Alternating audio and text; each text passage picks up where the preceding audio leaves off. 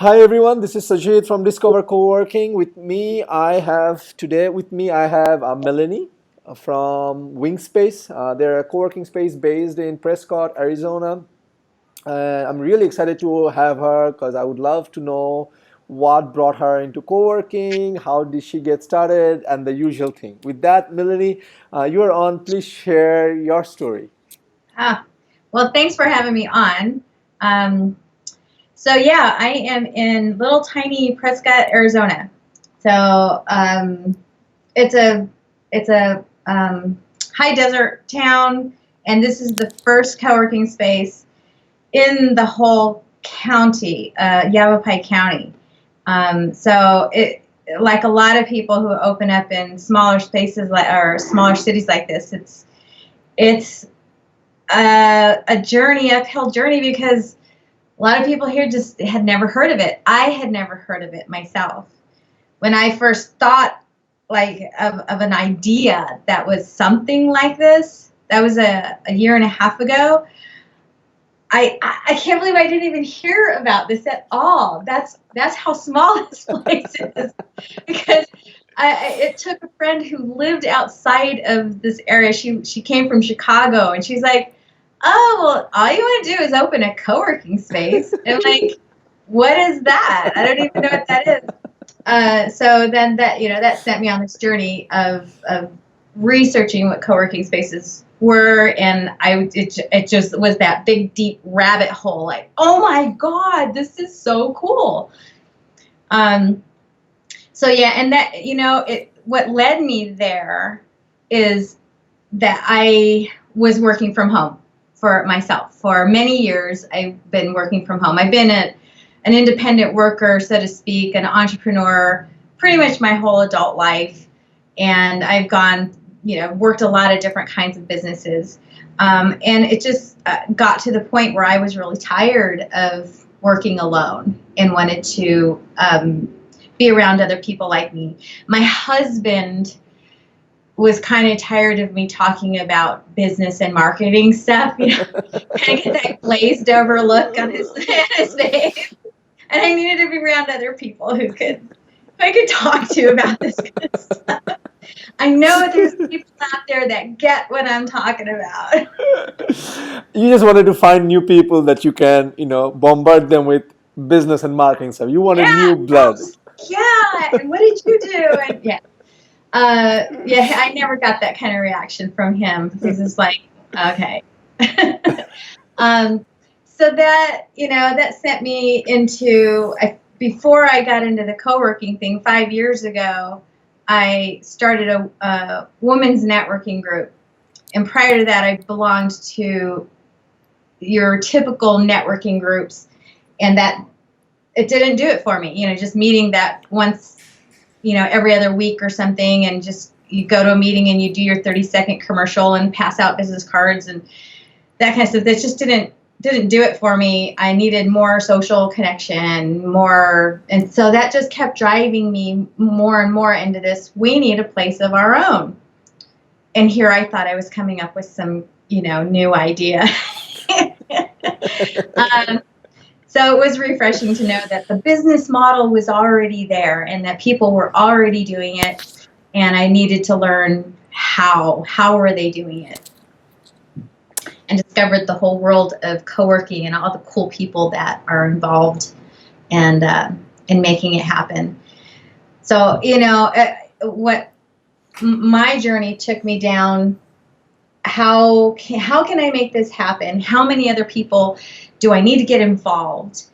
Who do I need to know in this town that can connect me with the right people and help me find all of these independent workers that are in their homes and working by themselves and in cafes? How do I reach these people? And so that led me to finding a bunch of other independent workers here that instantly got the concept. They're like, "This is such a great concept, Melanie. We got to make this happen.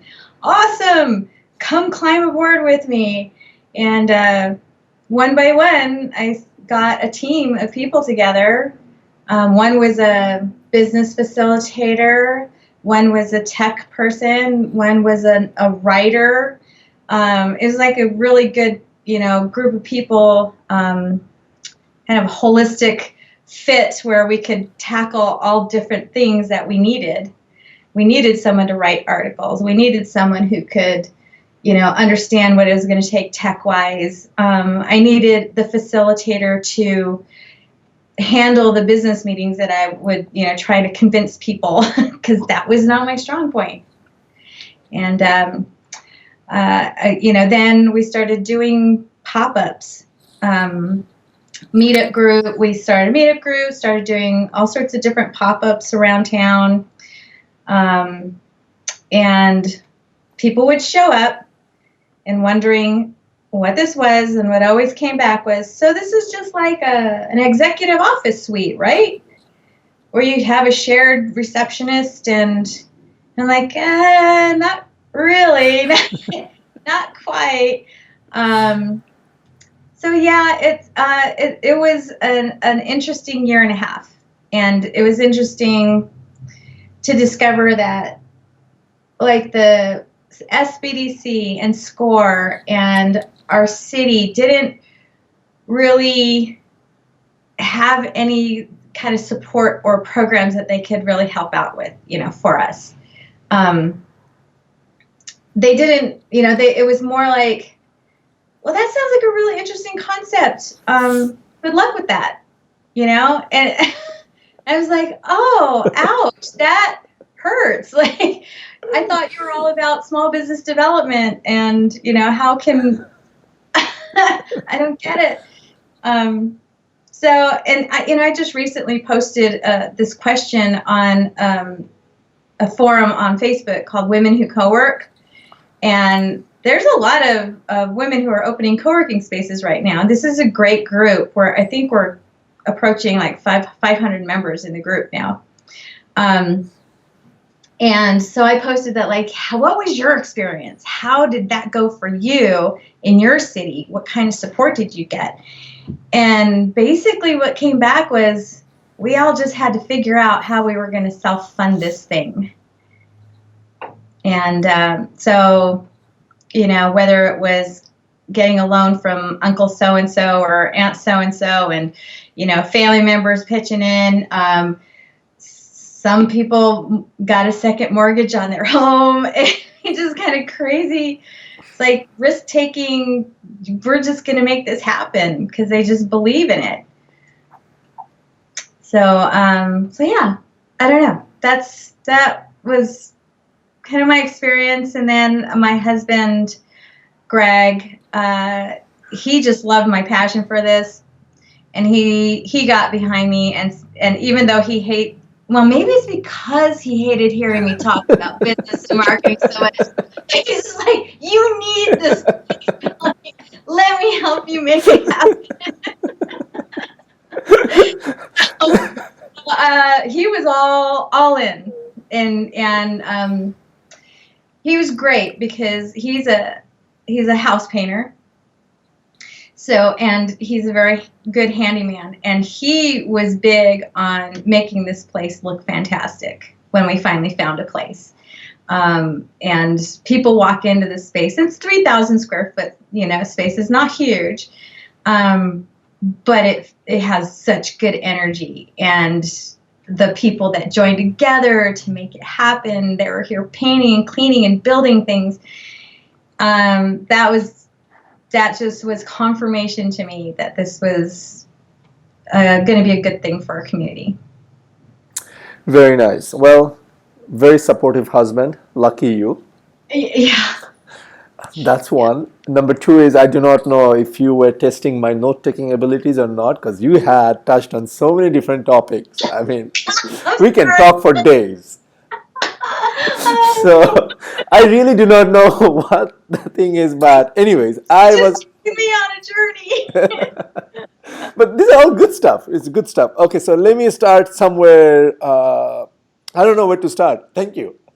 But I think, so you found out this co-working thing. Your friend visited you from Chicago and said, this is what co-working is all about.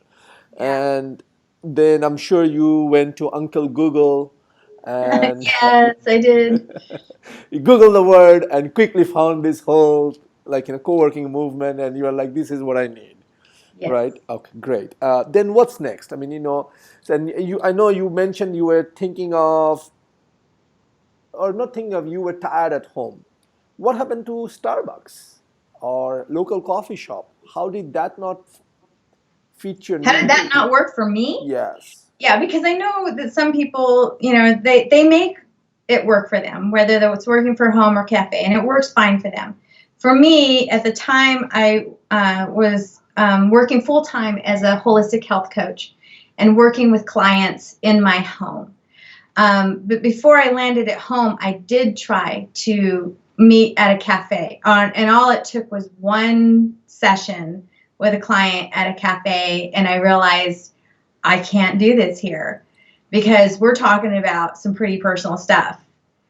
And, as a health coach, it's like, that's pretty sensitive stuff. We can't have the person next to us hearing this. So then I found a hotel lobby. It is a really nice hotel here.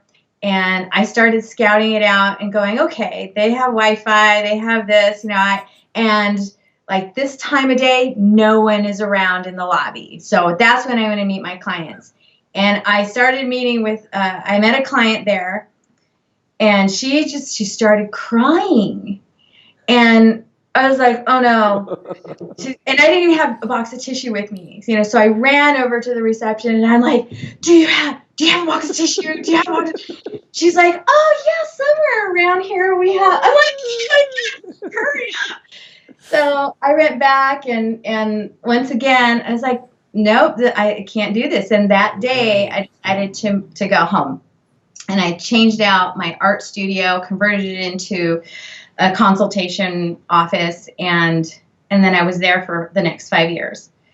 And I was there with, my kids were teenagers at the time, and they're not the cleanest people.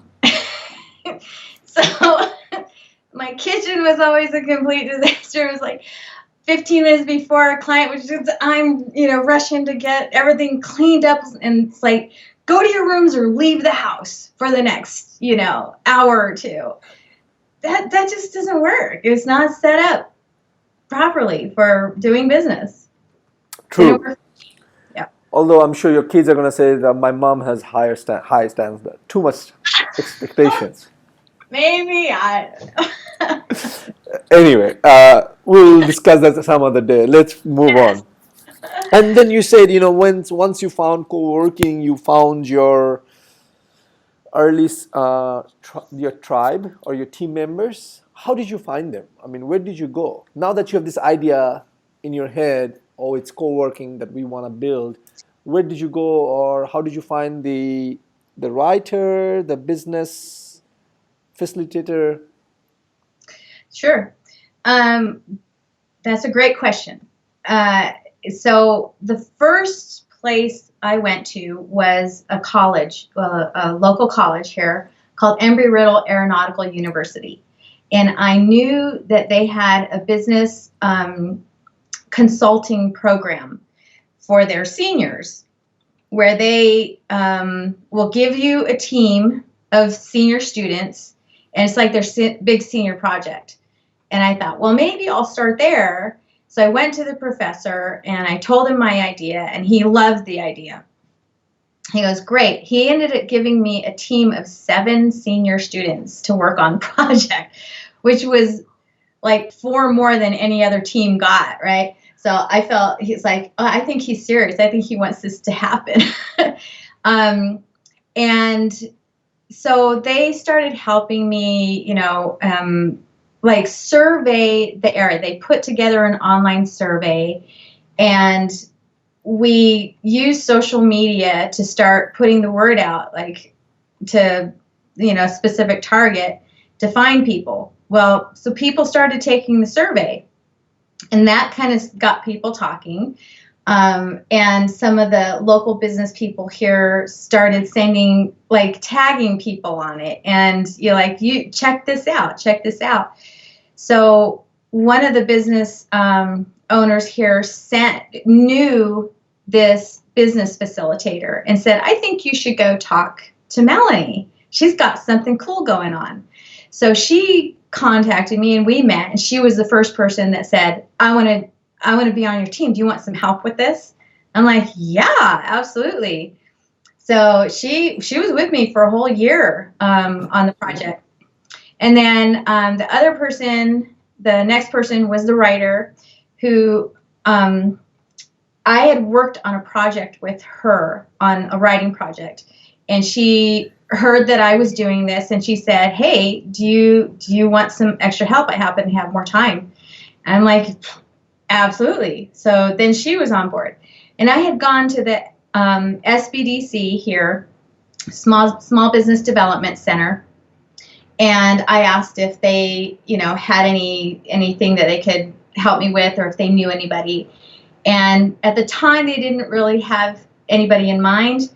But about a month later, they contacted me and said, hey, there's this young man that used to work in a co-working space in Nebraska, and he's going to college here. And he's thinking about opening a co-working space. And I said, you're kidding me. So we connected. This was the tech guy. And he's 25 years old and in their entrepreneurial program, so he climbed on board. So it just kind of went on like this, very similar, just all these connections, people hearing about it and wanting to be part of it. Love it, Melanie, love it. And this is why I love, hosting these video sessions, is because I too learn something. Now I'm gonna back up a little bit, and I'm gonna ask you a little bit about this business school. Because this is the first time I'm hearing about this, and it's an excellent idea in terms of getting market research done. So for people who are not familiar with it, can you share more? I'm pretty sure it's not just Embry-Riddle that has this type of stuff. I'm sure there are other universities. There's over 3,000 universities and colleges in the US. And a lot of the founders who are going through probably don't have the money to go buy a professional research report. Exactly. So please, can you guide them and share, how can they get started? Who should they go to a local business school, and what questions should they ask so that they get directed to the right department or authority, or professor, so that they can get this same thing done as you did? Sure. So I just called. I called the school and told them, that I'd heard about, that they have a program that helps entrepreneurs, small businesses, and she hooked me up with the right professor, and he contacted me that same day, that same afternoon, and said, yeah, you just happened to call at the right time, because they were just starting to the semester, and they needed small businesses to help. So that's also key, is knowing, to get in contact with them at the beginning of a semester or a little bit before. And then their program is called the Eagle Consulting Program. I'm sure every school is going to have a different name, but the entrepreneurial program, small business development, anything along that line is going to be what you're looking for. And when they brought me into the class, they asked me to do a presentation on my idea, my concept. So they had all the students in the class. I presented the concept, and then the students, they gave me feedback, their ideas immediately, and said, we want to be on your team. And it's great. Then they had to meet with me, put together a whole plan of what they were going to accomplish during that semester, and it had to be measurable stuff. So I knew ahead of time, we all knew ahead of time what we were going to work on together. And that was, we needed to get with the city and get the business license registrations. So, they would contact the city for me, and because they're students and because they're doing research for a class course, this is stuff that they have privy to it. It's no cost to them, so I don't have to pay for this kind of stuff. So, this was so great about the college students being able to do the research, and businesses and different small business entities are far more willing to work with entrepreneurial students than they are with the actual business owners themselves. So it's kind of brilliant. It's like we're sending in the young guys, and they're gonna, and yeah, so it is great. Okay, I am at the cusp of telling you, can we postpone this interview? Because I gotta go run to the local business school. Go get some help. Yes, go get a team. Exactly. I mean, I'm like, it's such a brilliant idea. Why did I not think of this? Right? Yeah. Okay. Anyway, I will wrap up as quickly as I can. That's great. Good. Good. No, thank you. This is a great. I mean, that just shows that you are entrepreneur. You have entrepreneurship in your blood, right? You're thinking about it so creatively without spending a lot of money. I love that. Cool. And you reached out to SBDC and SCORE. A lot of people do not do that, right? They start the other way around, which is, building the website, getting a commercial lead on. Yeah. Yeah. Okay, cool. So let's move on. So you did the market research, and then what happened? Well, there was a small blip, I guess I should call it, where there was a grant writer that came on board.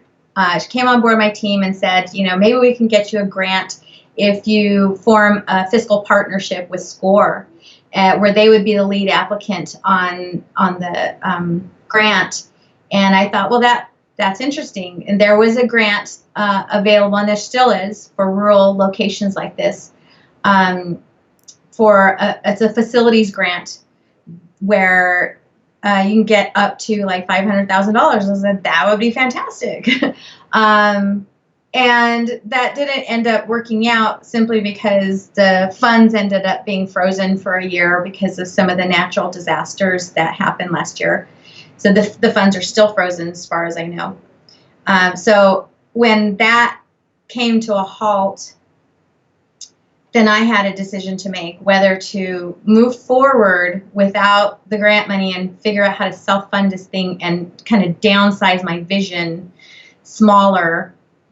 And how do I do this without those funds? So I moved forward with it. I said, I want this, and this city needs this really bad. So I'm going to figure out how to fund this without.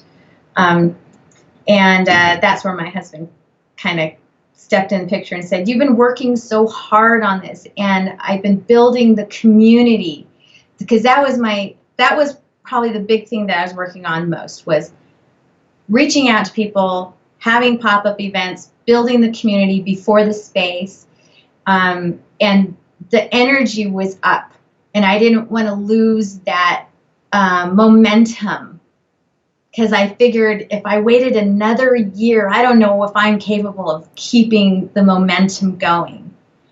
And so I ended up hosting a sign-up night at a local bar. I had all these people that were interested, and I said, let's do an exciting event at a bar. And we did, and a bunch of people showed up, and that night 15 people signed up to be members. And I didn't even have a location yet. I was still looking for a space. These were just people who were just like, let's make this happen. And it was a month later that I finally found a place. And then, those 15 people plus their family members showed up to help us get the place ready. So that's, I mean, it seems kind of crazy, that it could start that way. But that's what I saw a lot of other people kind of doing the same thing. I said, well, why can't we too? So let's make this happen. So the 15 people who signed up, did you take any deposit, or was it just like, I pledged to be with Melanie because we are equally crazy? Yeah, and I'm like that kind of crazy. No, they actually paid for their first month's membership, Wow. And then they were committing for 6 months, a 6-month membership. So yeah, and that's how I ended up doing. I know people set it up differently, where like they want the full 6 months paid up front, but a lot of people just, they couldn't do that. But they were willing to commit for for the next 6 months at a discounted rate off of the normal rate. Yeah. That's fair enough. That's very good. So you found the space, and it looks like you did a lot of community building. I mean, how did you get the idea of building the community before the space is even you found the location? I mean, was it something you read, or was it something that came to you naturally? No, um, I joined Angel Kwiatkowski's training program. She owns a co-working space called Cohere Coworking out of Colorado. Okay. And so I signed up for her course last September. And then at the same time, Tony Bacigalupo from New York was also doing a training program. So I signed up at the same time, and I was taking these classes each week, and that's what they kept reiterating was build your community first. Start having pop-up events. Start, meeting for coffee. Start, get them involved in as much as possible. And so I was like, oh, okay, here we go. And it was fun, and it was hard, and it took up a lot of my time, and it was worth it. I was going to ask you, aren't you glad you did all those? But you answered that for me. Yeah. Cool. No, I mean, I think I think personally, I feel like after talking to so many space owners, it makes a huge difference when you open a space and you have members who can sit at the desks versus opening a space with empty desks and chairs, and then you're scratching your head. Where is everyone? Yes. How do I get people in here? It isn't fun to take someone who shows up for a tour and you take them through the space and it's empty and you're talking about. And so this is where the community will happen someday. You are it. Yes. Where's the well? You are the community. Sit down. Yeah. Okay, cool. Let's move on. So now that you are opening the space, I saw on your website you do a lot of events. So tell us more about the type of events you do and what's the frequency, how do you decide what events to do, things like that. Fill us in. Okay, so we have weekly midweek mind tweak, which is lunch and learn. And I really wanted this to be more than just, someone coming in and kind of doing an overview of their business.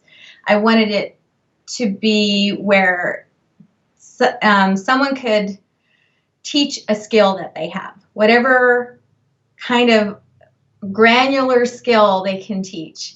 And if that has to do with, I'm just really brilliant at Google spreadsheets and I could teach a class on how this can benefit your business, they're going to teach that. In an hour, people are going to walk away with a much deeper understanding of how it can help their business. Today we have a financial planner. Next week we have CPA who's going over the 2018 tax stuff and how that's going to impact us. But we also do some personal development stuff too, and confidence building classes. That tends to get attended more by women who really need that support, that confidence building. And so it's very diverse, and everybody has a skill. I mean, some people came in teach website stuff, and I have one that's coming in to teach how to use your cell phone to take, awesome pictures for your social media and your website using your smartphone. So those are well attended every week, and then we just do it's an ongoing happy hour on Fridays to end the work week.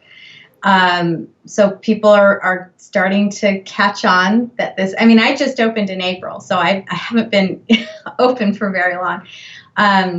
But people are catching on to the happy hour, and they're just showing up. It's bring your own beverage, and something to share. And it's great because we just sit around a community. We kind of end our workday a little early, and it's nice. It's nice to just start to get to know people. We'll be slowly adding in a few more activities, one at a time. Starting in August, we're going to start doing a monthly mixer with guest speakers in the evenings. So, yeah. Great. I mean, sounds like I should come down and teach something in your lunch and learn. Come on over to Prescott. We have a place for you to stay even. Come on over. Would love to have you. Are you sure? Sure. Yes. I mean, the airport's very close by. All I have to do is drive over. It's like 7 minutes from here. That's right. That would be cool. What would you teach? That's what I want to know. I can teach everything you need to know about online advertisement. So on Google AdWords, Facebook advertisement, things like that. That would be great. How to get in front of the right audience when they're searching and doing it cheap.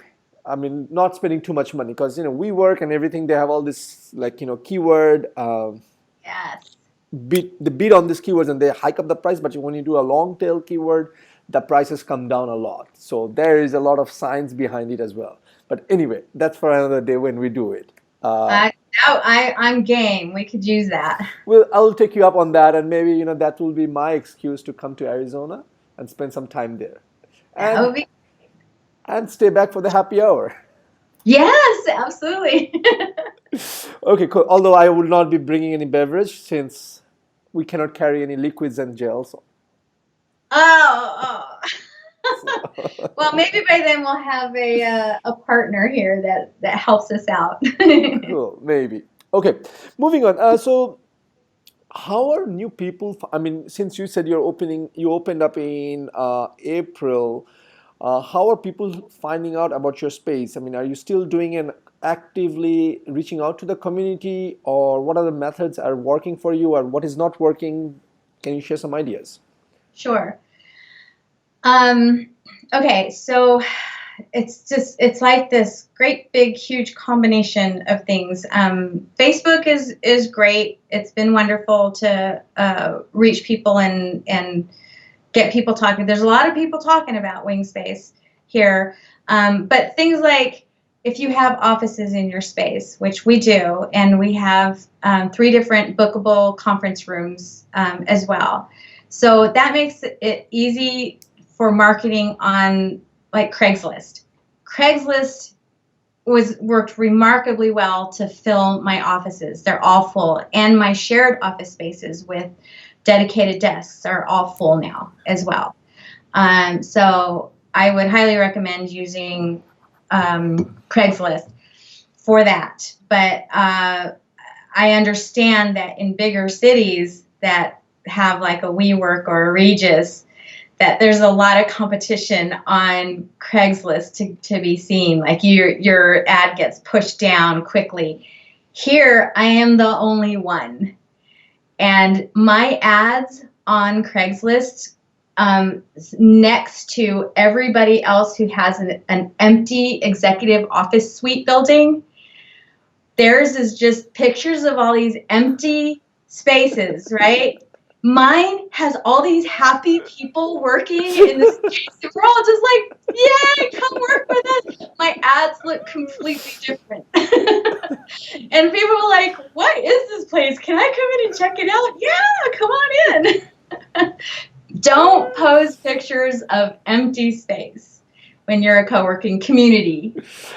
I do not know if you know of Alex Hillman or not, but I've heard of Alex Hillman. He is, I mean, everywhere he goes, he's like, I think this is his pet peeve. Like, he hates it when people puts up photos of empty spaces. He's like, Why are you doing it? People don't buy desks and chairs. Yeah. So if they want the community, you got to post pictures of community. Right. Great. Let's see. I mean, I know we are over our allotted time, so I'm gonna try to touch on a few other things. So, okay, I think probably this should be the last question, unless obviously we go off on a different tangent. So, now that you have gone through this journey in the last year, year and a half, and if you had to redo this again, relive this whole journey, what would you change? And what's your advice for someone who is thinking of opening a space in the rural? What's your advice? Co-location? Yeah. Well, what would I do different?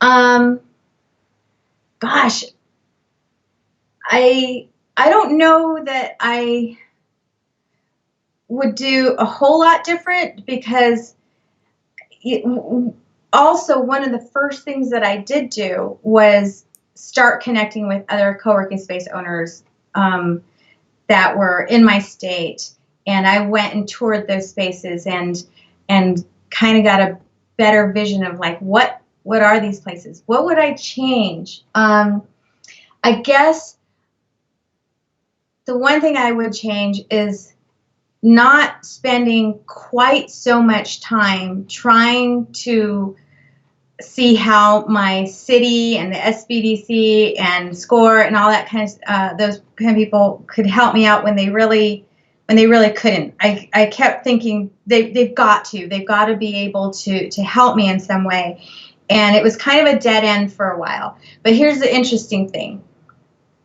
I'm glad I made those connections because now that the space is open, I invited all of them to the grand opening. They came in, they saw the space, they had see the pictures of the members on the back wall, and now they're like, "We'd like to sponsor you." Yeah, I just got an email yesterday. The city of Prescott wants to give me money. I was like, let's make that happen. Let's figure out how we can make that happen. So definitely develop those relationships, but also don't waste too much time on it because there's other things that you can do to work on that can keep things moving forward in a more timely manner. I think that's good. I don't know that there's anything I could have done any differently because I think I connected with the right kind of people. I connected with Dennis from Proximity, Tony Bashglupo, Angel Kwiatkowski, Jenny Poon from Cahoots over in Prescott. I'm not Prescott, Phoenix. And just some awesome, really smart people. And that was probably one of my better moves.